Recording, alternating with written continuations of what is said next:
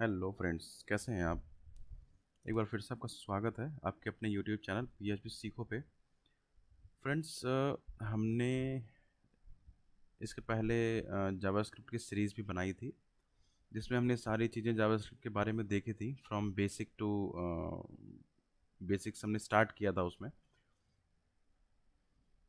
तो अभी आज हम क्या करते हैं, आज हम पीएचपी पे एक सीरीज़ शुरू करने जा रहे हैं, जिसमें हम स्टार्टिंग टू आगे तक की चीज़ें पढ़ाएंगे इस पीएचपी के ट्यूटोरियल्स में। फ्रॉम बेसिक्स मतलब स्टार्टिंग से पढ़ाएंगे कि एक जिससे कोई भी नया यूज़र जिसको पीएचपी के बारे में थोड़ी बहुत नॉलेज है, वो काम नहीं कर पाता, लेकिन कोई एक वेबसाइट नहीं बना पाता उससे, तो वो इस ट्यूटोरियल को पूरी तरीके से देख सकता है और इसको देख के वो काफ़ी कुछ सीख जाएगा इससे, जिससे वो एक वेबसाइट बना सकेगा एटलीस्ट।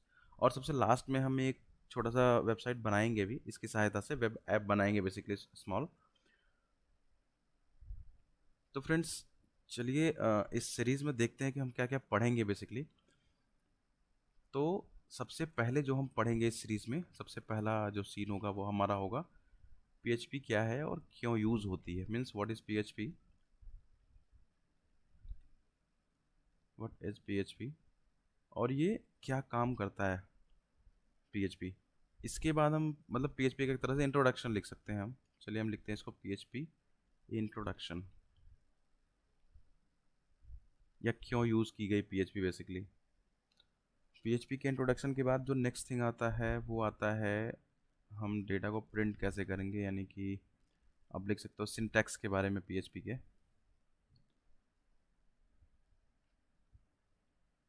पीएचपी का सिंटैक्स आप मत लिखो, आप ये लिख सकते हो पीएचपी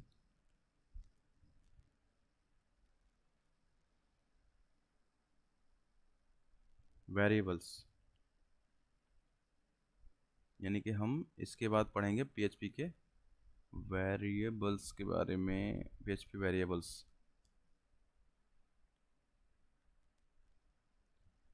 पीएचपी वेरिएबल्स जब हम पढ़ लेंगे तो फिर नेक्स्ट थिंग हमारा होगा स्टेटमेंट्स को पढ़ने गया। पीएचपी के स्टेटमेंट्स जो यूज़ किए जाते हैं, कंडीशनल स्टेटमेंट्स हैं, लूप स्टेटमेंट्स हैं, आप यहाँ लिख सकते हो। एक बार हम इसको कंडीशनल पढ़ेंगे, हैं सारे स्टेटमेंट्स।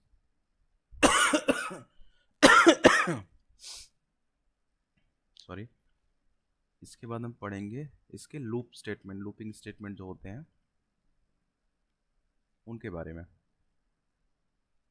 इसके बाद हम पढ़ेंगे पीएचपी के फंक्शंस, कुछ प्री बिल्ट फंक्शंस होते हैं, हम लिखते हैं pre built functions. Pre built functions वैसे तो बहुत सारे होते हैं, बट हम कुछ इंपॉर्टेंट्स प्री बिल्ट फंक्शंस के बारे में पढ़ेंगे जो हम ज़्यादातर यूज़ करते हैं।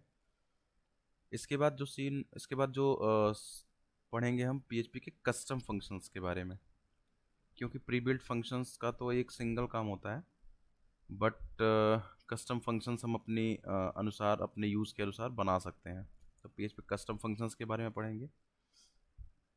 इसके बाद सबसे इम्पॉर्टेंट चीज़ हम पढ़ेंगे पीएचपी में सेशन के बारे में, सेम एज। फिर हम इसके बाद पढ़ेंगे पीएचपी कुकीज़ के बारे में, पीएचपी कुकीज़ के बारे में। इसके बाद जो हम पढ़ेंगे वो होगा पीएचपी में फाइल्स के बारे में। पीएचपी फाइल्स के बाद हम पढ़ेंगे बेसिकली पीएचपी फॉर्म हैंडलिंग, जो कि बहुत ही इम्पोर्टेंट है कि एक फॉर्म को, एचटीएमएल फॉर्म को पीएचपी में कैसे हैंडल करते हैं। इसके बारे में पढ़ेंगे। पीएचपी फॉर्म हैंडलिंग हो जाएगी, फिर पीएचपी फाइल अपलोड के बारे में पढ़ेंगे हम, कि हम कैसे किसी फाइल को अपलोड करते हैं पीएचपी के थ्रू। पीएचपी फाइल अपलोड हम पढ़ लेंगे। इसके बाद हम एक छोटा सा प्रोजेक्ट बनाएंगे, पीएचपी मिनी प्रोजेक्ट लिखते हैं इसको। फिर हम पीएचपी ऊप्स कॉन्सेप्ट की तरफ बढ़ेंगे, और इसके बाद और आगे चीज़ें हम पढ़ेंगे। पीएचपी में जितने भी ऊप्स कॉन्सेप्ट हमारे होते हैं वो सारे हम पढ़ेंगे, और उसके बाद हम एक बिग प्रोजेक्ट की तरफ चलेंगे। तो फ्रेंड्स, ये सारी चीज़ें थी जो हम बेसिकली पीएचपी के सीरीज में पढ़ेंगे। तो चलिए आज हम देखते हैं इंट्रोडक्शन के बारे में, बेसिकली कि पीएचपी का इंट्रोडक्शन क्या है, मतलब पीएचपी है क्या चीज़। तो फ्रेंड्स बेसिकली होता क्या है कि जब इंटरनेट मार्केटिंग, मतलब इंटरनेट मार्केट में आया था, तो लोगों ने अपनी वेबसाइट बनानी जब स्टार्ट की, तो पहले जब वेबसाइटें बनती थी तो वो स्टैटिक एचटीएमएल के थ्रू बनती थी। मतलब वेबसाइट में एचटीएमएल के थ्रू हम कोई वेबसाइट बनाते हैं तो आपको पता ही होगा, कोई भी वेबसाइट जो हम बनाते हैं वो एचटीएमएल के थ्रू बनती है, और सीएसएस के थ्रू हम उसके डिज़ाइन करते हैं। मतलब उसको लुक एंड फील उसका चेंज करते हैं, उसको थोड़ा सा मतलब ये कह सकते हो आपकी लुक वाइज अगर हमें चेंज करना है, डिज़ाइन वाइज चेंज करना है, तो हम सीएसएस की मदद से करते हैं। लेकिन एचटीएमएल के थ्रू जो साइट हम बनाते हैं वो बेसिकली स्टैटिक साइट्स होती हैं। स्टैटिक साइट का मतलब ये, अब साइट बेसिकली दो टाइप की होती हैं वेबसाइट्स, एक होती हैं स्टैटिक वेबसाइट, एक होती है डायनेमिक वेबसाइट। स्टैटिक वेबसाइट वो जो जिसमें हमें अगर चेंज करना हो तो हमें जाके चेंज करना पड़े उसके अंदर। मतलब मान लो हमने एक वेबसाइट बनाई है 5 पन्ने की, 10 पन्ने की, 20 पन्ने की, मतलब 20 पेज की साइट हमारी, और हमें कोई डेटा चेंज करना है हर पेज पे जाके। मतलब कोई एक सेक्शन है या हमें मेनू है, कोई नया मेनू इंक्रीज करना है, तो होता क्या था कि हम जब भी कुछ चेंज करते हैं, मान लीजिए हमें कोई ऐसा सेक्शन चेंज करना है जो हर 20 पेज पे ऑलरेडी अवेलेबल है, जैसे कि हमारा मेनू होता है, टॉप टॉप हेडर टॉप मेनू, उसमें कोई चेंजेस होते हैं, कुछ नया ऐड होता है या कुछ चीज़ें हटाई जाती हैं, तो फिर क्या होता था, हमें वो 20 पेजों पे जाके वो काम करना पड़ता था। नहीं तो पता लग क्या होता था कि पता लगा एक पेज पे हमने चेंज किया, बाकी पे चेंज नहीं किया, तो एक पेज पे चेंज हो जाता था, बाकी पे चेंज नहीं होता था। तो स्टैटिक साइट का ये बड़ा नुकसान होता था कि हमें जब भी कुछ चेंज करना है तो हमें जा जाके हर एक पेज पे वो चीज़ चेंज करनी पड़ती है। लेकिन हुआ क्या कि फिर जब धीरे धीरे डायनेमिक वेबसाइट का दौर आया, तो डायनेमिक वेबसाइट का फ़ायदा ये है कि हमने कोई चीज़ ऐसी है, जैसे हमारा हेडर है, जिसमें हम मीनू रखते हैं, जिसमें हम लोगोज रखते हैं, जिसमें हम टॉप के कुछ कंटेंट्स रखते हैं, जिसमें हम सोशल लिंक्स कभी कभी रखते हैं टॉप में।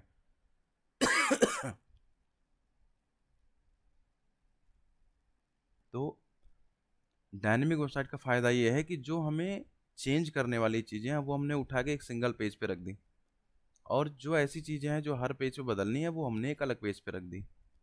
तो उससे फ़ायदा क्या होता था, हम डायनेमिक वेबसाइट में क्या करते हैं कि जो चीज़ हमेशा बदलनी है हर पेज पे, मतलब हर पेज पे होने यूज़ होनी है, उस पर्टिकुलर चीज़ को हमने एक फ़ाइल में रखी, और वो फ़ाइल हर जगह इंक्लूड करते हैं, ना कि कंटेंट इंक्लूड करते हैं।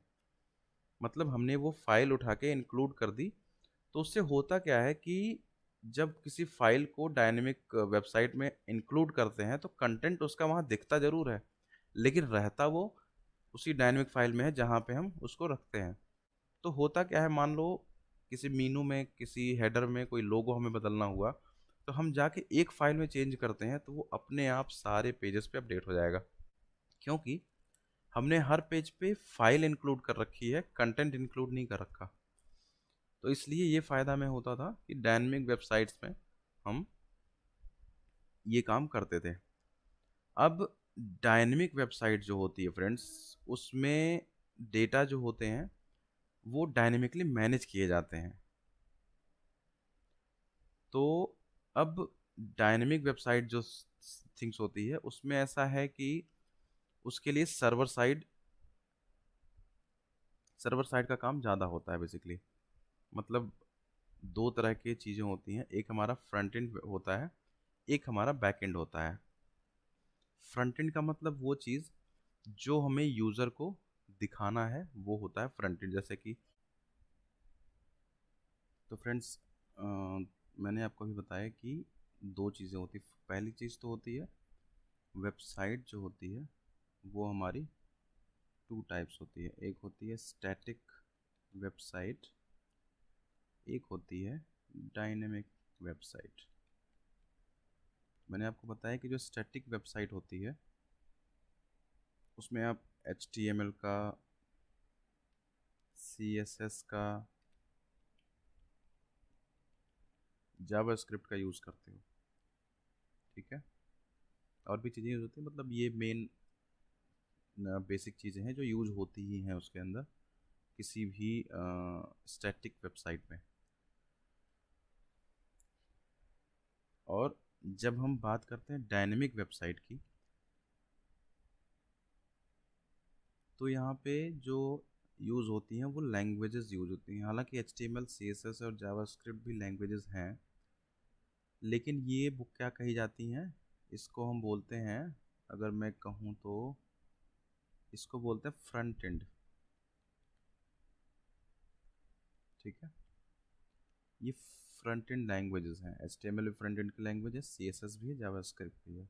फ्रंट एंड का मतलब ये होता है कि जो चीज़ें हम यूज़र को शो करने के लिए काम में आता है। जैसे HTML का काम क्या है, कोई डेटा यूज़र को दिखाना तो HTML का यूज़ करना ही पड़ेगा आपको, HTML के टैग्स का यूज़ करना पड़ेगा आपको, बिना उसके आप कोई भी डेटा वेबसाइट पे दिखा नहीं सकते, वेब पेज पे।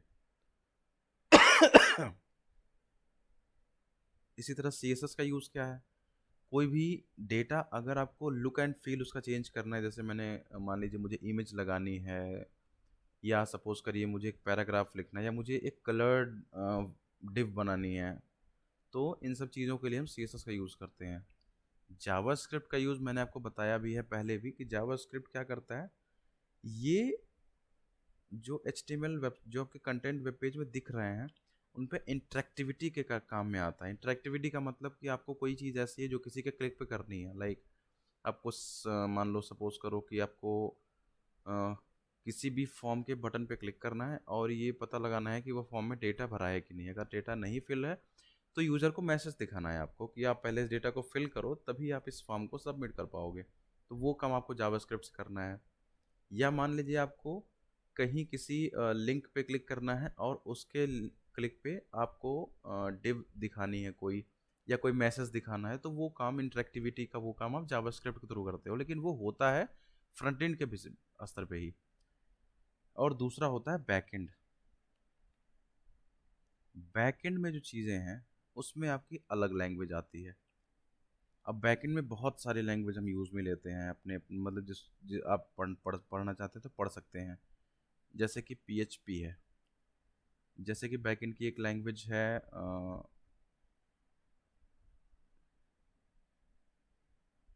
अपने सी हैश पढ़ा होगा, ये भी एक बैकएंड की लैंग्वेज है, मतलब वेब की लैंग्वेज मानी जाती है बेसिकली। इसके अलावा आपने पढ़ा होगा JSP, जावा जावा सर्वर पेजेस, ये JSP भी बैकएंड की लैंग्वेज है। इसके अलावा C# आता है, वो भी एक बैकएंड की लैंग्वेज है। तो बहुत सारी लैंग्वेज हैं जो बैकएंड में काम में आती हैं। आजकल Node.js भी होने लगा है। तो ये सारी, इसी तरह से फ्रंट एंड में React.js आ गई है। तो ये सारी बैकएंड की लैंग्वेजेस हैं। बैकएंड की लैंग्वेजेस का मतलब क्या, कि ये जो डेटा है, ये आप, ये चीज़ें, मतलब ये बैकएंड पे चलती हैं, मतलब कि यूज़र को पता नहीं है कि बैकएंड में होता क्या है। जैसे जैसे मान लो आपने कोई फॉर्म बनाया, सपोज आपने HTML की सहायता से, HTML CSS का यूज़ करके आपने एक फॉर्म क्रिएट किया जहाँ पे आप लॉग इन यूज़र करता है। जैसे आपने बहुत जगह देखा होगा कि यूज़र लॉग इन करता है, साइन अप का फॉर्म आता है। जैसे मान लो मैं अपना रजिस्ट्रेशन कर रहा हूँ, अपने आप को रजिस्टर कर रहा हूँ किसी वेबसाइट पे, तो रजिस्ट्रेशन में मोस्टली हमसे ईमेल मांग लिया उसने, मैंने अपना ईमेल दे दिया उसको, अपना नेम दे दिया मैंने उसको, मैंने एक फ़ोन नंबर दे दिया उसको। इसके बाद मैंने रजिस्टर के बटन पे क्लिक किया। अब जो फ्रंट एंड आपको दिखा कि आपने यूज़र नेम फिल किया, आपने आपने अपना ईमेल आईडी दिया, अपनी ईमेल आईडी फिल की, अपना आपने नाम फिल किया, अपना आपने फ़ोन नंबर फिल किया, ये सारी चीज़ें आपने HTML के थ्रू बनाई। लेकिन जब आपने बटन पे क्लिक किया, सबमिट बटन पे, उसके बाद उसने क्या किया, आप उसके उसके बाद आपने क्या किया, आप कैसे लॉगिन हो गए आपको नहीं पता। कैसे आपका पेज ऑटोमेटिक रीडायरेक्ट हुआ और आपको डैशबोर्ड पे उठा के डाल दिया, या डैशबोर्ड का पेज आपको शो करा दिया, आप या आप रजिस्ट्रेशन किया आपने और उसके बाद आप लॉगिन करते हो। अब लॉगिन में आपने ईमेल आईडी दी, पासवर्ड दे दिया। अब जैसे ही ईमेल आईडी पासवर्ड आपने दिया, आप लॉगिन हो गए। लेकिन कैसे, वो डेटा कहाँ गया, वो डेटा कहाँ पे रखा हुआ है, आपने किस लैंग्वेज की सहायता, जैसा मैंने आपको बताया कि HTML पूरी तरह फ्रंट एंड की लैंग्वेज है, इसका किसी से कोई रिलेशन नहीं है, और HTML का स्टैटिक डेटा पे काम करता है ये। तो अब आपने जो ईमेल आईडी और पासवर्ड दी, वो कहाँ गया, वो ईमेल आईडी पासवर्ड किससे मैच किया और आपको लॉगिन करा दिया? ऐसा तो है नहीं कि आपने डायरेक्ट बस ईमेल आईडी दिया, कोई भी पासवर्ड दे दिया, आपने लॉगिन करा दिया। क्योंकि आप गलत पासवर्ड अगर देते हो या गलत ईमेल आईडी देते हो, तो आपको वो मैसेज भी दिखाता है कि आपकी ईमेल आईडी पासवर्ड गलत है। तो कैसे करता है ये काम? तो ये काम होता है आपका बैकएंड की सहायता से। तो आप जो आपने रजिस्टर किया वो डेटाबेस में सेव होता है। तो आप जब फ्रंट एंड पे लॉगिन करना चाहते हो, आपने ईमेल आईडी दिया, पासवर्ड दिया, तो वो जाके आपके डेटाबेस से मैच करता है कि आपने जिस ईमेल आईडी से रजिस्टर किया, जो पासवर्ड आपने दिया, वो ईमेल आईडी और पासवर्ड ही आपने इंटर किया है या कोई दूसरा पासवर्ड इंटर किया है। तो अगर आपने कोई दूसरा पासवर्ड इंटर किया होता है तो वो आपको एंट्री नहीं करने देता, आपको बैन कर देता है एंट्री करने से, कि आप एंट्री नहीं कर सकते, real data, correct data entry करो। तो ये जो बैकएंड की हैं चीज़ें, बैकएंड की लैंग्वेजेस हैं, ये काम आती हैं डेटाबेस से कनेक्शन करके आपको डायनेमिक डेटा दिखाने के काम में आती है पीएचपी। ठीक है, तो ये हो गया फ्रेंड्स पीएचपी का इंट्रोडक्शन। अब एक लास्ट चीज़ मैं आपको बताता हूँ इसमें, कि अभी क्या होता है कि HTML नॉर्मली हम क्या करते हैं, हम कोई कोड लिखते हैं HTML में और डायरेक्टली हम जाके रन करा देते हैं, वो ब्राउज़र पे चल जाती है। लेकिन पीएचपी ब्राउज़र पे नहीं चलती डायरेक्टली। पीएचपी कभी भी आप रन कराने की कोशिश करोगे तो ब्राउज़र पे डायरेक्टली रन नहीं होगी। तो पीएचपी को रन कराने के लिए चाहिए क्या होता है? तो पीएचपी जब भी रन होती है तो उसके लिए आपको सर्वर की नीड पड़ती है। अब वो सर्वर आपका वेब सर्वर हो सकता है। वेब सर्वर पे ही पीएचपी रन होती है। अब वेब सर्वर, आप ये कहोगे कि वेब सर्वर तो बहुत महंगे आते हैं, परचेस करना पड़ता है। लेकिन वो परचेस अभी नहीं करना पड़ेगा। आपको अपने प्रैक्टिकल के लिए लोकल सर्वर्स भी आते हैं, जो आप अपना प्रैक्टिकल कर सकते हो। उनका कोई फीस नहीं है, कोई फ़ी नहीं है। आप डायरेक्टली डाउनलोड करो, यूज़ कर सकते हो। अब जो सर्वर्स होते हैं, लोकल सर्वर्स, वो बहुत सारे हैं। जैसे आप अगर विंडोज़ यूज़ करते हो ना, तो यहाँ पे दो चीज़ें आती हैं। एक आता है वैम्प, एक आता है एग्जैम्प। अगर आप विंडोज़ यूज़ करते हो, अगर आप यूज़ कर रहे हो मैक, तो अब यहाँ पे मैक अगर आप यूज़ कर रहे हो तो मैक में एक चीज़ आती है मैम्प करके, ये लोकल सर्वर है मैक का। अगर आप लाइनेक्स यूज़ कर रहे हो तो लाइनेक्स में एक थिंग्स आती है जिसको हम बोलते हैं लैम्प। अब लाइनेक्स में लैम्प भी चलता है, लाइनेक्स में एग्जैम्प भी चलता है। मीन्स एग्जैम्प जो है वो लाइनेक्स के लिए भी अवेलेबल है और वो वैम्प के लिए भी अवेलेबल है। अब ये हैं क्या, देखो, इसका फुल फॉर्म होता है वैम्प का विंडोज़ अपाचे माई एसक्यूएल और PHP। ये है पूरा डिटेल। ठीक है, तो होता क्या है, वैम्प एक लोकल सर्वर है, एग्जैम्प भी एक लोकल सर्वर है। यहाँ पे अब क्या करना पड़ता है आपको, ये ऑनलाइन अवेलेबल है। मैं आप इस वीडियो के डिस्क्रिप्शन बॉक्स में जाओगे तो मैंने लिंक दे रखा है कि आप एग्जाम को डाउनलोड कैसे करोगे। मैं भी दिखा भी देता हूँ आप करोगे कैसे बेसिकली, और कैसे सर्च करोगे एग्जाम को, कैसे इंस्टॉल करना है, वो मैंने वीडियो के डिस्क्रिप्शन बॉक्स में आपको लिंक दे रखा है, वो वहाँ से चेक कर सकते हो। लेकिन यहाँ पे ये चीज़ सर्च कैसे करोगे वो मैं अभी आपको बताता हूँ, बस है क्या ये मैं बता देता हूँ। ये बेसिकली एक लोकल सर्वर है, ये अपाचे आप देख रहे हो, ये एक लोकल सर्वर है जिसकी सहायता से आप पीएचपी को रन करते हो। ये एक लोकल सर्वर है। इसी तरीके से यहाँ पे मैम्प होता है और यहाँ पे लैम्प होता है, लाइनेक्स अपाचे माइस्क्ल पीएचपी। ये यहाँ पे मैक अपाचे माइस्क्ल पीएचपी। तो ये है बेसिकली लोकल सर्वर्स जो आप यूज़ करते हो। अब मैं आपको दिखाता हूँ कि कैसे सर्च करोगे आप। तो यहाँ पे आओ, आप सीधा गूगल सर्च करो। यहाँ पे आप जैसे ही आप गूगल पे आओगे, यहाँ आप लिखो एग्जैम्प, इंटर कर दो। तो यहाँ देखो अपाचे फ्रेंड्स में सबसे पहला लिंक जो यहाँ पे दिख रहा है, अपाचे एग्जैम्प इंस्टॉलर। आप राइट क्लिक करो, इसको ओपन करो। तो यहाँ पे देखो कई सारे अलग अलग वर्जन्स आते रहते हैं। यहाँ पे देखो करंट वर्जन जो चल रहा है अपाचे का विंडोज़ के लिए 8.2.4, ये एग्जाम का वर्जन है। और इसमें जो पीएचपी वर्जन है वो पीएचपी 8.2 चल रही है। पीएचपी के आप जानते हो अपडेटेड वर्जन्स आ गए हैं। तो ये 8.2 अगर ये यूज़ करोगे तो इस पर पीएचपी 8.2 चलेगी। सेम एज यहाँ देखो लाइनक्स के लिए, और सेम एज यहाँ पे मैक के लिए है, मतलब आईओएस के लिए। अब यहाँ पे आपको पुराना करना है तो आई थिंक आपको, या आपको डाउनलोड्स यहाँ दे रखा है ना, आप डाउनलोड्स पे जाओगे तो यहाँ पे 64 बिट के लिए अवेलेबल है, आप यहाँ से डाउनलोड कर सकते हो। ये देखो यहाँ विंडोज़ का है, ये एग्जाम्प का है, ये आईओएस का है। ये 8.0 वर्जन है, ये 8.1 वर्जन है, ये 8.2 वर्जन है। अब आपको जो भी पीएचपी वर्जन चाहिए वो आप बेसिकली इंस्टॉल कर सकते हो।